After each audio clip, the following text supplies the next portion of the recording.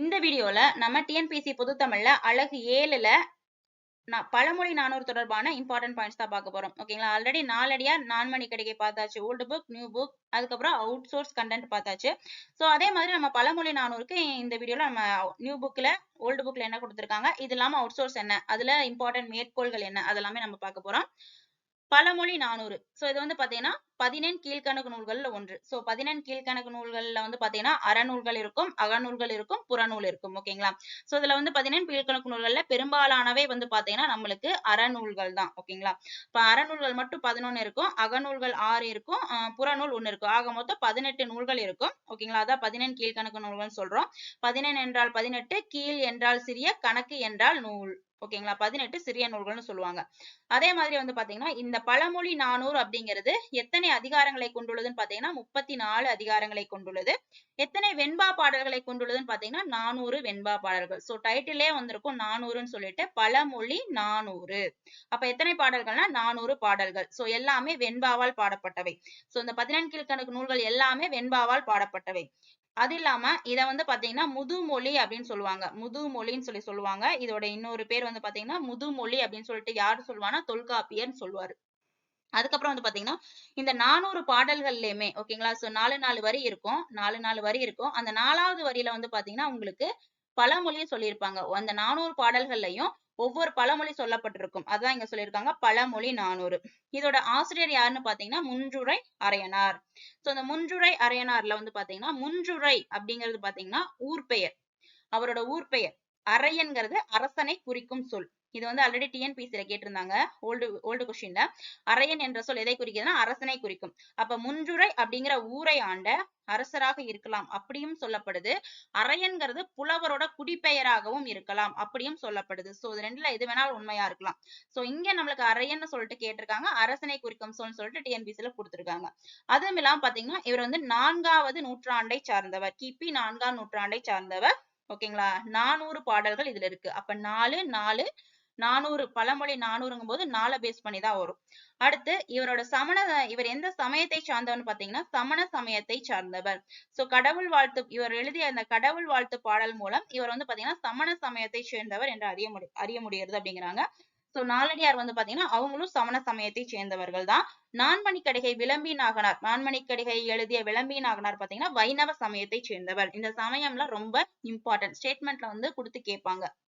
அடுத்து 14 கீழ்கணக்கு நூல்களிலேயே வரலாற்றை மிகுதியாக கூறும் நூல் அப்படின்னு பாத்தீங்கன்னா இந்த பழமொழி 400 தான். வரலாற்றை மிகுதியாக தரும் நூல் பழமொழி 400. இதற்கான அடைமொழி பெயர், சோ ஒவ்வொரு நூலுக்கும் ஒரு நூலுக்கு வந்து பாத்தீங்கன்னா வேறு பெயர்கள் கொடுத்திருப்பாங்க. இப்ப முதுமொழி காஞ்சி அப்படின்னா அறவுரை கோவைன்னு சொல்லுவாங்க. நாலடியார்னா வேளாண் வேதம், குட்டி திருக்குறள். சோ இந்த மாதிரி எல்லாம் பெயர் இருக்கும். அதே மாதிரி இந்த பழமொழி 400க்கு அடைமொழி பெயர் என்னன்னு சொல்லி பாத்தீங்கன்னா உலக வசனம். உலக வசனம் சொல்லுவாங்க. அதுக்கப்புறம் வந்து பாத்தீங்கன்னா தொல்காப்பியர் என்ன சொல்லியிருந்திருப்பாருன்னா இத முது சொல் அப்படின்னு சொல்லியிருந்திருப்பாரு. தொல்காப்பியர் இதனை முது சொல் அப்படின்னு சொல்லியிருக்காரு.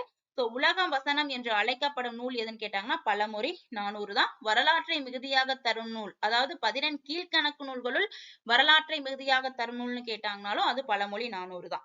முதுசொல் அப்படின்னாலும் பழமொழி 400 தான். முதுசொல் என்று பழமொழியை யார் குறிப்பிடுகிறான்னு கேட்டாங்கன்னா தொல்காப்பியர்.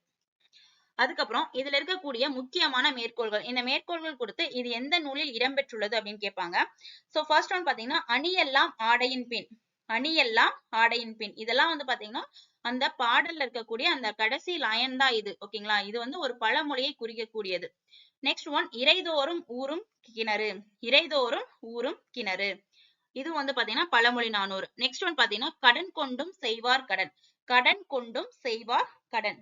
இது வந்து பாத்தீங்கன்னா உங்களுக்கு புக்ல கொடுத்திருக்கிறது.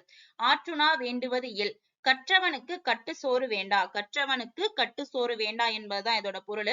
நெக்ஸ்ட் ஒன் பாத்தீங்கன்னா ஒன்றுரா ஒன்றிலோ இல், பொருள் இல்லாத வீடு எதுவும் இல்லை அப்படின்னு சொல்லிட்டு அர்த்தம்.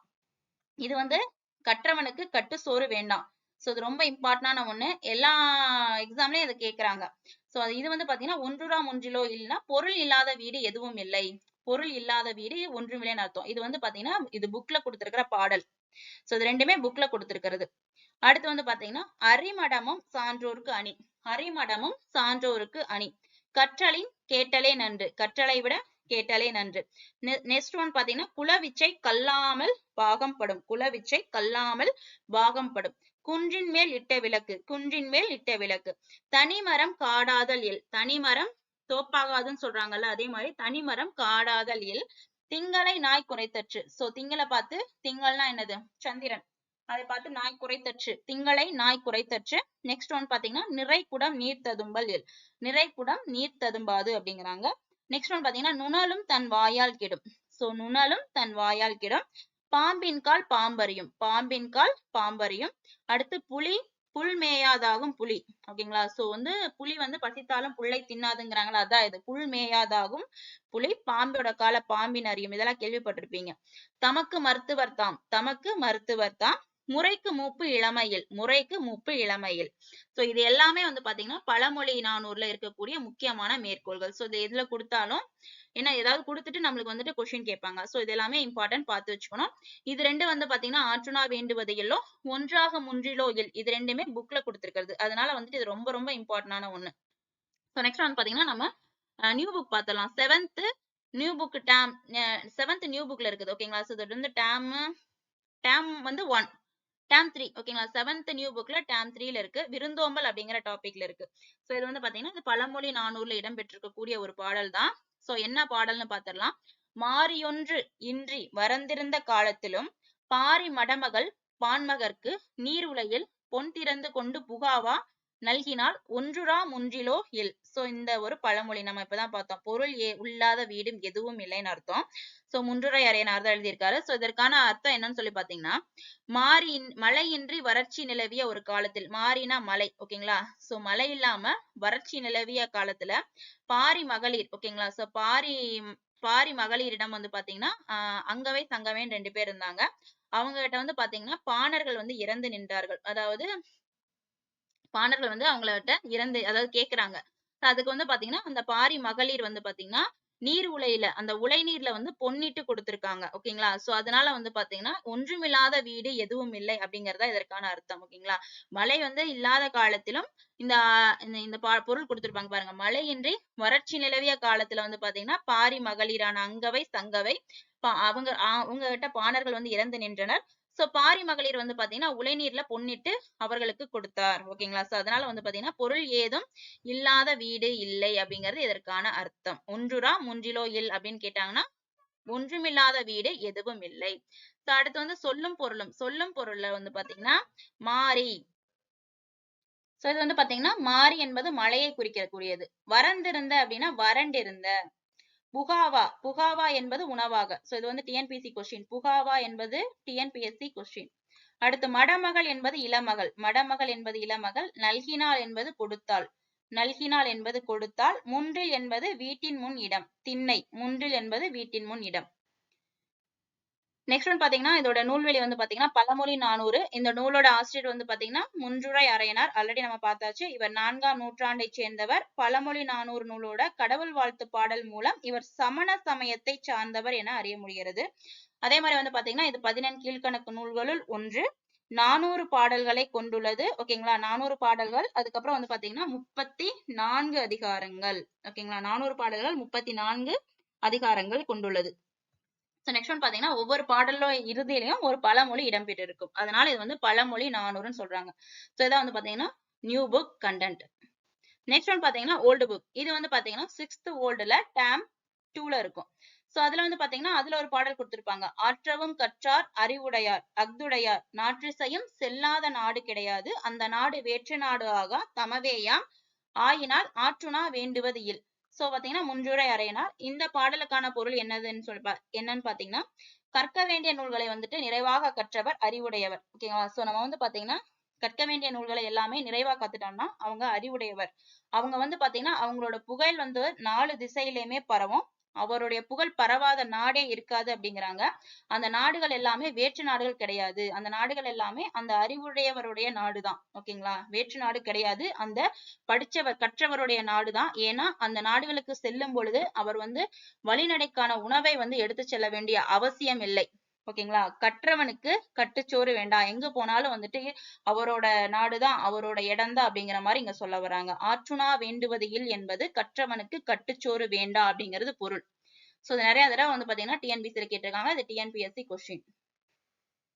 நெக்ஸ்ட் ஒன் பாத்தீங்கன்னா சொல்லும் பொருளும். ஆற்றவும் என்பது நிறைவாக, ஆற்றவும் நிறைவாக. நாற்றிசை இது வந்து பிரித்தெழுதுகளை கேட்பாங்க. நாற்றிசை என்பது 4 கூட்டல் திசை. தமவேயாம்னா தம்முடைய நாடுகளே. நெக்ஸ்ட் ஒன் பாத்தீங்கன்னா ஆற்றுணா, 6 பிளஸ் உணா. இதை பிரித்து கேட்டாங்கன்னா 6 பிளஸ் உணா. சோ இது ரொம்ப இம்பார்ட்டன்ட். ஆற்றுணானா 6 பிளஸ் உணா. அடுத்து 6 என்றால் என்னன்னு பாத்தீங்கன்னா வழி. வழிநடை உணவை தான் ஆற்றுணான்னு சொல்றாங்க. 6னா வழி, உணானா உணவு. நெக்ஸ்ட் ஒன் பாத்தீங்கன்னா வழிநடை உணவு. இதனை வந்து கட்டுச்சோறு அப்படின்னு சொல்லிட்டு இந்த காலத்துல முதல்ல வந்து வழிநடை உணவுன்னு சொல்லிட்டு இருந்தாங்க. சோ இந்த காலத்துல நம்ம வந்து பாத்தீங்கன்னா கட்டுச்சோறு, எங்கேயாவது போனோம்னா நம்ம சோறு கட்டி கொண்டு போவோம்ல, அதைத்தான் வந்து பாத்தீங்கன்னா கட்டுச்சோறுன்னு சொல்றாங்க. சோ எந்த நாட்டிற்கு சென்றாலும் அந்த நாட்டில் கற்றுவரை வரவேற்று உணவு அளிப்பாங்க. நம்மளுக்கு அங்க உணவை கட்டி கொண்டு போக வேண்டிய அவசியம் இல்லை அப்படிங்கிறாங்க. சோ இதுல வந்து பாத்தீங்கன்னா ஆசிரியர் குறிப்பு, முன்றுரை அரையனார். ஊர் பெயர் என்பது முன்றுரை அப்படிங்கிறது ஊர் பெயரு, அரையன் அப்படிங்கிறது அரசனை குறிக்கக்கூடிய சொல். இவர் வந்து முன்றுரை அப்படிங்கிற ஊரை ஆண்ட ஒரு அரசராக இருக்கலாம், அல்லது புலவருடைய குடிப்பெயராகவும் இருக்கலாம். இந்த அரையன் அப்படிங்கிறது புலவரோட குடிப்பெயராகவும் இருக்கலாம், அரசராகவும் இருந்திருக்கலாம் அப்படின்னு சொல்றாங்க. இதோட நூல் குறிப்பு வந்து பாத்தீங்கன்னா 14 கீழ்கணக்கு நூல்களுள் ஒன்று. அதே மாதிரி பாத்தீங்கன்னா 400 பாடல்கள், 34 அதிகாரங்களை கொண்டுள்ளது. இந்த நூலில் இருக்கக்கூடிய ஒவ்வொரு பாடல்லையும் வந்து பாத்தீங்கன்னா ஒரு பழமொழி இடம்பெற்றிருக்கும். 4வது லைன்ல வந்து பாத்தீங்கன்னா 400 பாடல்கள் இருக்கும். அந்த 400 பாடல்கள்லயுமே இந்த 4வது லைன்ல ஒரு பழமொழி இடம்பெற்றிருக்கும். சோ இந்த 400 பாடல்களுக்குமே நீங்க பழமொழி வந்துட்டு ஒரு ஓரலா பார்த்து வச்சுக்கோங்க. முக்கியமானதுக்கெல்லாம் எப்படி கேட்பாங்கன்னே தெரியாது டிஎன்பிஎஸ்சில. சோ இதுல முக்கியமானதை மட்டும் பார்த்து வச்சுக்கோங்க. அதான் சொல்லியிருந்தாங்க, இந்த பாடல்ல வர்ற பழமொழி ஆற்றுணா வேண்டுவது இல். அதாவது கற்றவனுக்கு கட்டு சோறு வேண்டாம். இவ்வளவுதான் இதோட பழமொழி. ஓகேங்களா? சோ நம்ம வந்து பாத்தீங்கன்னா நம்ம நாலடியார் பார்த்தாச்சு, நான்மணி கடிகை பார்த்தாச்சு. சோ இப்ப வந்து பாத்தீங்கன்னா பழமொழி 400 பார்த்தாச்சு. சோ நெக்ஸ்ட் வந்து பாத்தீங்கன்னா நம்மளுக்கு நெக்ஸ்ட் வீடியோல நம்ம முதுமொழி காஞ்சி அது தொடர்பான old book, new book content, அதுவும் இல்லாம எக்ஸ்ட்ரா சோர்ஸ், மேற்கோள்கள் இதெல்லாமே பார்க்கலாம்.